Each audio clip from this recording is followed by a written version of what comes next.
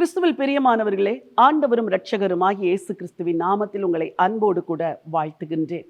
ஒரு புதிய மாதத்தை புதிதாய் துவக்க தேவன் உதவி செய்திருக்கிறார். கடந்த மாதம் முழுவதும் உங்களை ஆதரித்து காத்த தேவன் இந்த புதிய மாதத்திலும் நிச்சயமாகவே உங்களை ஆசீர்வாதமாய் நடத்துவார். இந்த புதிய மாதத்திற்கென்று ஆண்டவர் கொடுத்த ஒரு வார்த்தை தகப்பனின் ஆசீர்வாதங்கள், ஃபாதர்ஸ் பிளஸ்ஸிங்ஸ். ஆண்டவர் உங்கள் எல்லாரையும் பிள்ளைகளாய் ஏற்றிருக்கிறார். நீங்கள் எல்லாரும் ஆண்டவருக்கு பிள்ளைகள். ஒருவேளை உலக தகப்பன்மாரும் தாய்மாரும் உங்களுக்கு இல்லாதிருக்கலாம். ஆனால் ஒரு பரலோகத்தின் தேவன் உங்களுக்கு தகப்பனா இருக்கிறபடினால் இந்த பரலோக தகப்பன் தன்னுடைய ஆசீர்வாதத்தினால் உங்களை நிறைக்க விரும்புகிறார். யூத தகப்பன்மார் தங்களுடைய அந்திய காலங்களில் தங்கள் பிள்ளைகளை எல்லாம் அழைத்து அவர்களுடைய சிரசிலே தங்கள் கைகளை வைத்து ஆசீர்வதிப்பது வழக்கம். அது ஒரு பெரிய பாரம்பரியம். அதை யூத பெற்றோர்கள் மிகவும் ஆவலோடு செய்வார்கள். பிள்ளைகளும் ஆவலோடு அந்த ஆசீர்வாதத்தை எதிர்பார்ப்பார்கள். அப்படி தகப்பன் என்ன வார்த்தையை சொல்லுகிறாரோ அந்த வார்த்தையிலே நம்பிக்கையின் வார்த்தைகள் இருக்கும், ஆசீர்வாதத்தின் வார்த்தைகள் இருக்கும், தகப்பன் கொடுக்கிற சுதந்திரத்தில் பங்கு இருக்கும், எதிர்காலத்தை குறித்த தீர்க்க தரிசனம் இருக்கும். ஆகவே பிள்ளைகள் தகப்பனுடைய ஆசீர்வாதத்துக்காக மிக ஆவலோடு காத்திருப்பார்கள். நம்முடைய முற்பிதாவாகிய ஆபிரகாமை ஆண்டவர் அழைத்து ஆசீர்வதித்த ஒரு வார்த்தை தான் இந்த மாதத்திற்கென்று தேவன் நமக்கு கொடுத்த வார்த்தை. அந்த வசனத்தை வாசிக்க விரும்புகிறேன். ஆதியாகமம் 12ஆம் அதிகாரம். கர்த்தர் ஆபிராமை நோக்கி, நீ உன் தேசத்தையும் உன் இனத்தையும் உன் தகப்பனுடைய வீட்டையும் விட்டு புறப்பட்டு நான் உனக்கு காண்பிக்கும் தேசத்துக்கு போ. நான் உன்னை பெரிய ஜாதியாக்கி உன்னை ஆசீர்வதித்து உன் பேரை பெருமைப்படுத்துவேன். நீ ஆசீர்வாதமாய் இருப்பாய்.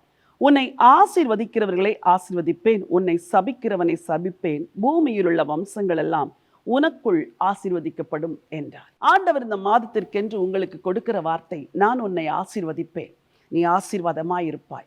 நீ என் பிள்ளை, நீ என் மகன், நீ என் மகள். நான் ஒரு தகப்பனாக உன்னை ஆசீர்வதிக்கப் போகிறேன். ஒரு தகப்பன் தன் பிள்ளைகளை எப்படியெல்லாம் ஆசீர்வதிப்பாரோ அப்படி எல்லாம் நான் உன்னை ஆசீர்வதிக்கப் போகிறேன். நீ ஆசீர்வாதமாய் இருப்பாய் என்று சொல்லுகிறார். எவ்வளவு ஒரு அற்புதமான வார்த்தை.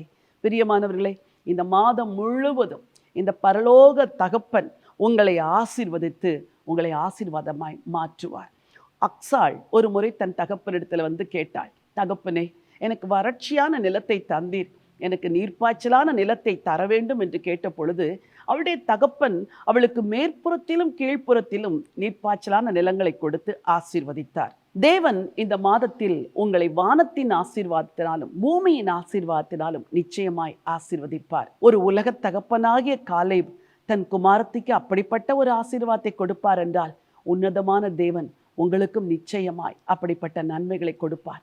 ஆண்டவர் இயேசு இந்த பூமியை விட்டு பரமேறி செல்லும் பொழுது தன் கைகளை உயர்த்தி தன்னுடைய சீஷர்களை ஆசீர்வதித்தார் என்று நாம் பார்க்கிறோம்.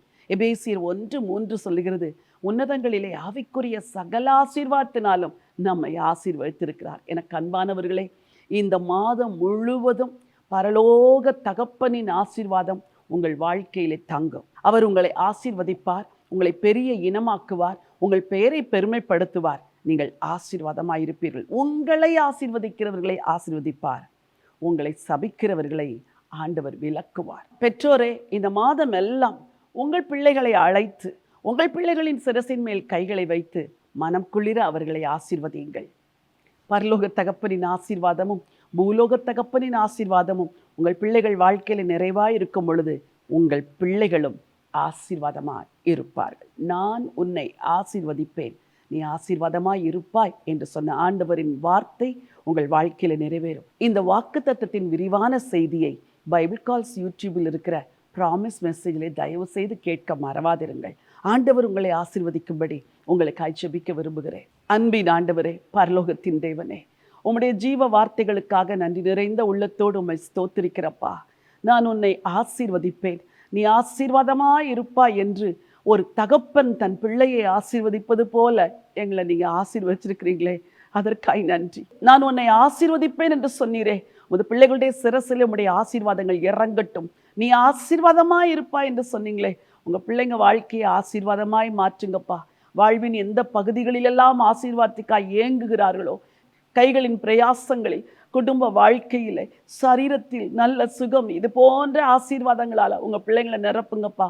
எதிர்பார்த்திருக்கிற ஆசீர்வாதங்கள் இவருடைய வீடுகளுக்கு வரட்டும். தடைகளை எல்லாம் நீக்கி இந்த குடும்பங்கள் ஆசீர்வாதமாய் வாழ தேவன் அனுக்கிரகம் செய்ய வேண்டும் என்று சொல்லி ஜெபிக்கிறேன். இந்த மாதத்தின் ஒவ்வொரு நாளும் தேவன் என்னை ஆசீர்வதிப்பார், நான் ஆசீர்வாதமாய் இருப்பேன் என்று அறிக்கை செய்து தேவன் தந்த ஆசீர்வாதங்களை பெற்று அனுபவிக்க கர்த்தாவே நீர் உதவி செய்யும்படியா ஜெபிக்கிறேன். உம்முடைய திருக்கரங்களிலே ஒப்புக் கொடுக்கிறேன்.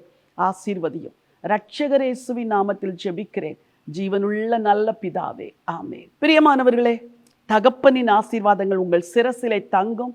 இந்த மாதம் எல்லாம் ஆண்டவர் ஒரு தகப்பனாய் இருந்து உங்களை நடத்த போகிறார். தேவைகள் எல்லாம் சந்திப்பார், உங்களை ஆசீர்வதிப்பார். நீங்கள் ஆசீர்வாதமாய் இருப்பீர்கள். நீங்கள் பெற்றுக்கொண்ட ஆசீர்வாதங்களை உங்கள் நண்பர்கள், உறவினர்களோடு பகிர்ந்து கொள்ளும்படி இந்த செய்தியை பிறருக்கும் அனுப்புங்கள். இந்த சேனலை சப்ஸ்கிரைப் செய்யும்படி சொல்லுங்கள். May God bless you.